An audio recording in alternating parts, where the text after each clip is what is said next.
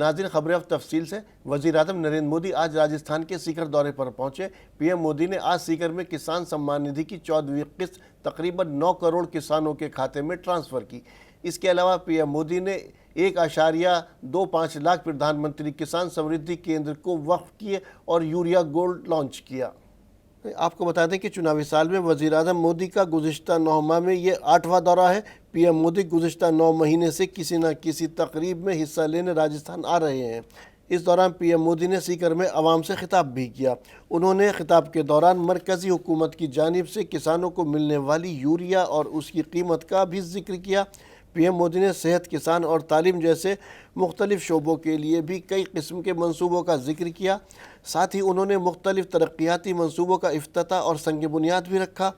इसके अलावा वज़ीर-ए-आज़म मोदी ने अवाम से खिताब करते हुए मुख्तलिफ दलों पर जमकर निशाना साधा। उन्होंने कहा कि इंडिया नाम का लेबल लगाकर विपक्ष अपनी पुरानी करतूतों पर पर्दा डालना चाहता है।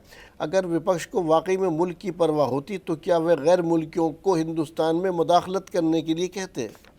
INDIA के नाम के लेबल से ये अपने पुराने कारनामों को छुपाना चाहते हैं। यूपीए के कारनामों को छुपाना चाहता है। अगर इनको वाकई इंडिया की परवाह होती तो क्या विदेश में जाकर के विदेशियों से भारत में दखल देने के लिए बात करते क्या?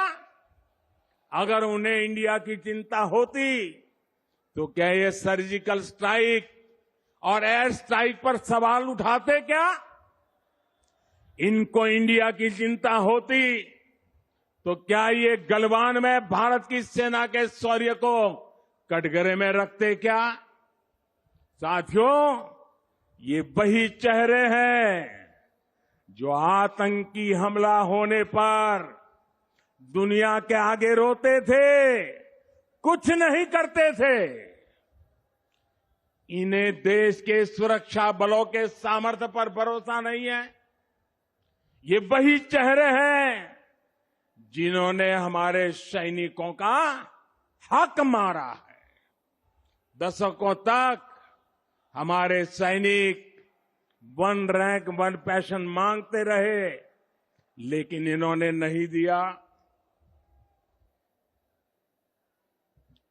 जो लोग टुकड़े टुकड़े गैंग को गले लगाते हैं, जो लोग भारत में भाषा के आधार पर बंटवारा करते हैं, जो लोग विदेशों से संबंध भी इस आधार पर बनाते हैं कि उनका वोट बैंक नाराज ना हो जाए, जिनके लिए राष्ट्रहित नहीं बल्कि वोट बैंक सर्वोपरि है, वे लोग जब INDIA की बात करते हैं तो दिखावा लगता है, छलावा लगता है, झूठ लगता है।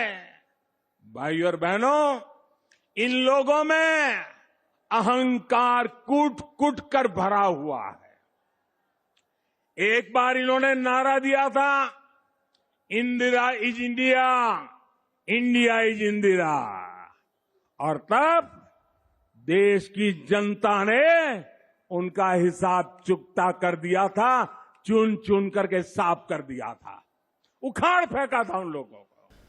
पीएम मोदी के सीकर दौरे को लेकर राजस्थान में सियासत गर्मा गई है। सीएम गहलोत ने प्रेस कॉन्फ्रेंस कर पीएम मोदी पर हमला बोला। उन्होंने कहा कि मैंने पीएम की तकरीब में खिताब करना था, लेकिन कल रात अचानक मुझे बताया गया कि मेरी 3 मिनट की खिताबी तकरीर को प्रोग्राम से हटा दिया गया है। रियासत में वज़ीर-ए-आज़म की आमद पर मुझे कोई एतराज़ नहीं है। प्रधानमंत्री का हुआ है आरंभ, मैंने पूरा प्रोग्राम अटेंड किया है और ये प्रोग्राम जो है हमें बताया गया, प्रोग्राम आगे बनती मिनट उनके अंदर मुझे बोलना था। अचानक रात को उन्होंने उनके लिए करवा दिया कि उनकी स्पीच नहीं है। ये फेडरल जो संघीय ढांचा देश का है, जिसमें राज्यों में जो काम होते हैं, इवन देश में हाईवे भी क्यों नहीं, उसके अंदर भी कई काम पर करने पड़ते, पिलुड़ करने पड़ते हैं, मिलके काम करने पड़ते। कई बनाने में कई प्रक्रिया भी होती है, लंबी बात है।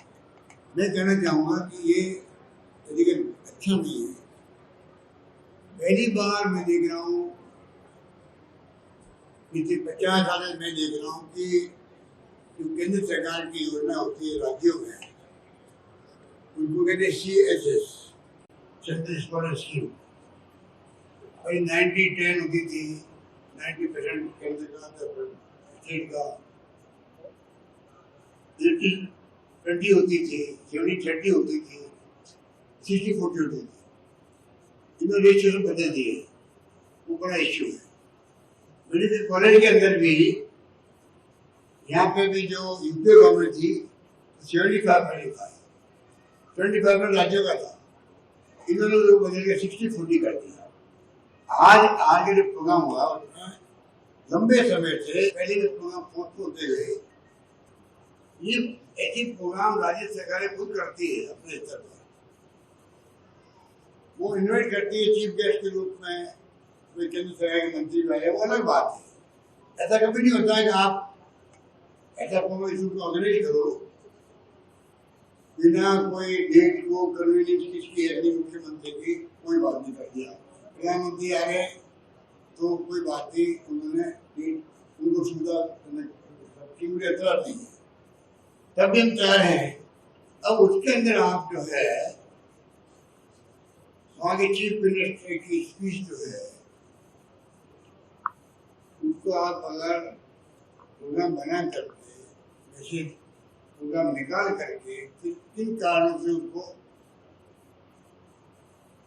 इनकार किया गया, ये बहुत दुख की बात है। वहीं राजस्थान के सीकर में वजीर आजम मोदी की तरफ से लाल डायरी के जिक्र पर बवाल मच गया है। वजीर आला अशोक गहलोत ने पीएम मोदी के लाल डायरी वाले बयान पर पलटवार करते हुए कहा कि पीएम मोदी को लाल डायरी नहीं, लाल टमाटर, राजस्थान में सस्ते लाल सिलेंडर की बात करनी चाहिए। और क्या कुछ कहा गहलोत ने, आइए सुनते हैं। पीएम ने भी, मैंने सुना है कि भाषण दिया वहां पर सीकर के अंदर एक लाल डायरी का। अब बताइए आप, ये जो प्रधानमंत्री पद की बहुत बड़ी गरिमा है, सोचने के पहले उनके बाद में इनकम टैक्स है, ईडी है, सीबीआई है, जिसका पूरा जम के दुरुपयोग देश में हो रहा है।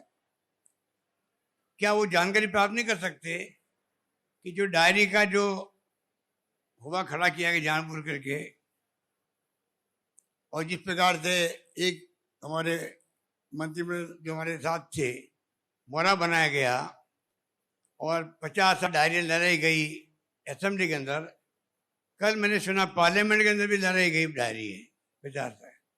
तो क्या इतने घबरा गए हैं मोदी जी और इनकी पार्टी, बार बार यहाँ पर आ रहे हैं? वो तो कोई दिक्कत नहीं, राजनीति में आना ही चाहिए, चाहे राजनाथ सिंह जी रक्षा मंत्री हो, चाहे वो गृह मंत्री अमित शाह हो, कोई भी हो, उनकी पार्टी देता है।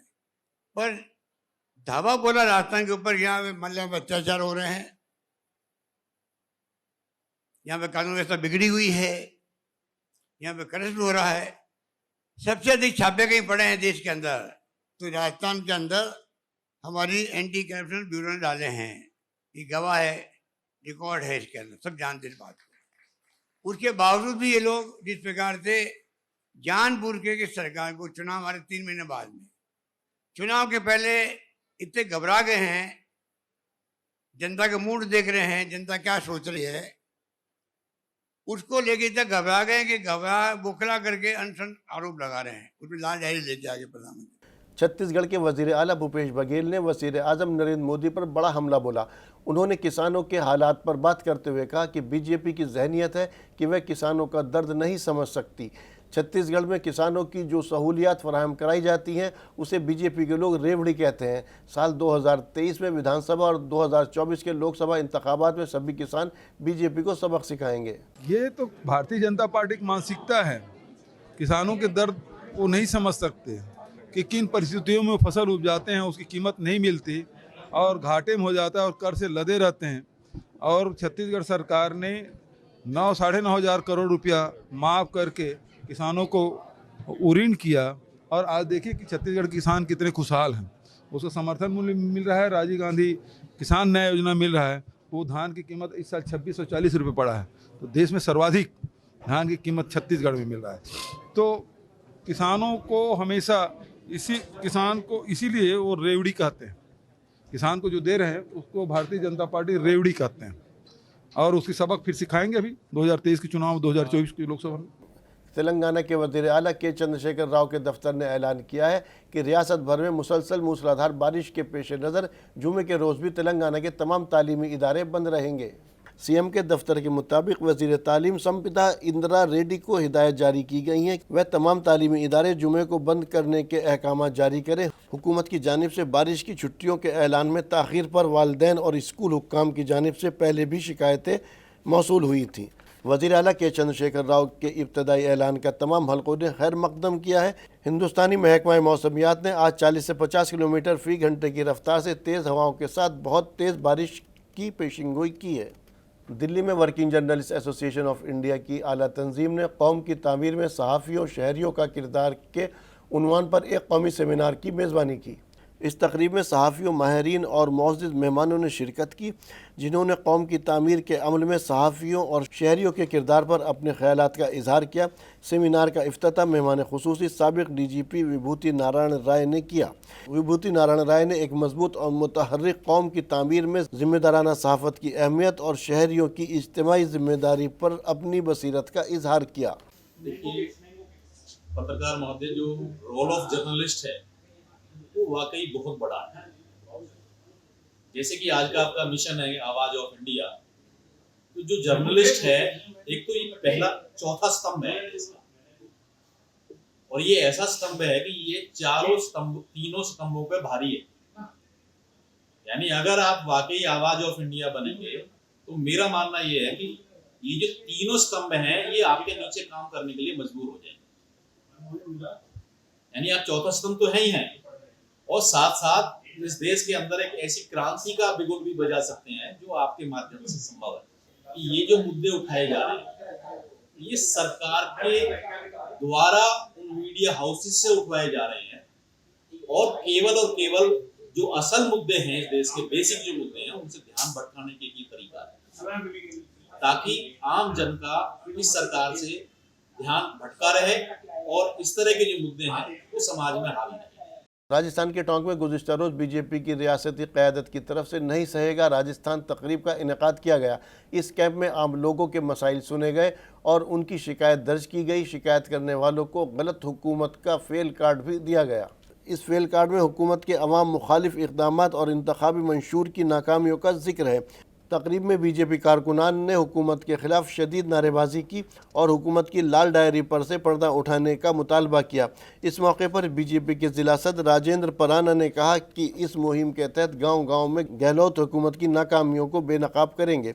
राजस्थान हुकूमत में करप्शन, जुल्म और इस्मत दरी से रियासत की आवाम परेशान है। अब इस हुकूमत के विदाई का वक्त करीब है। जिस प्रकार 4.5 साल से राजस्थान में कांग्रेस की सरकार भ्रष्टाचार का खुला खेल खेल रही है, जनता को बिजली नहीं, जनता को पानी नहीं, जनता को विकास नहीं, और भ्रष्टाचार का जो बोलबाला है उसके खिलाफ आम जनता गले गले तक भर चुकी है। आम जनता की आवाज बनने के लिए भारतीय जनता पार्टी ने एक अभियान चलाया है, नहीं सहेगा राजस्थान। उस नहीं सहेगा राजस्थान में सरकार की पोल खोलने के भांति भांति के कार्यक्रम हो रहे हैं। आप लोगों ने सुना होगा कि किसी भी अपराध के खिलाफ सरकार एफआईआर दर्ज करती है, किंतु आज भारतीय जनता पार्टी ने सरकार के खिलाफ एफआईआर दर्ज करने का एक कैंप लगाया है, जो नियमित रूप से पूरे जिले में एफआईआर कैंप लगाए जा रहे हैं। और आपको यह भी बताया जा रहा है कि जो बहुचर्चित लाल किताब है, लाल डायरी है, जिसमें अशोक गहलोत के 4.5 साल के भ्रष्टाचार का लेखा जोखा है, वह भी अब आम जनता के बीच में जल्दी ही आने वाली है। देखिए, जब से राजस्थान में 4.5 साल से कांग्रेस सरकार आई है, अपराध बेलगाम है, भ्रष्टाचार चरम पर है, और महिला बहन बेटियां कहीं राजस्थान में सुरक्षित नहीं है, और उसी के तहत पूरी जनता राजस्थान की परेशान हो चुकी है। आज भारतीय जनता पार्टी के सभी कार्यकर्ताओं द्वारा, सभी पदाधिकारियों द्वारा सरकार के खिलाफ एफआईआर दर्ज कराई जा रही है, और जो पूरे प्रदेश में लाल डायरी का जो मुद्दा छाया हुआ है मैं माननीय गहलोत साहब मुख्यमंत्री जी को कहना चाहूंगी कि वास्तव में आप बहुत बड़े जादूगर हो और आपकी जादूगरी के काले कारनामे शायद इस लाल डायरी में है। जनता जानना चाहती है कि आपकी क्या क्या करतूत इस डायरी में वो जल्दी जनता के सामने उजागर होने वाली है। और राजस्थान में महिला बलात्कार में राजस्थान नंबर 1 पर चल रहा है। 20 बलात्कार 8 हत्याएं डेली राजस्थान में हो रही है। ऐसी नकारा और निकम्मी सरकार जिनके की मंत्री विधायिका भी सुरक्षित नहीं है, आम जनता का तो पता नहीं क्या हाल होगा। उनकी जो प्रियंका गांधी है, उन्हें राजस्थान घूमने का, रणथंभौर घूमने का समय है, उत्तर प्रदेश में जाती है, लेकिन उन्हें राजस्थान की बहन बेटियां नजर नहीं आती है। पीड़िता बहन बेटियों से मिलने का उन्हें समय नहीं है।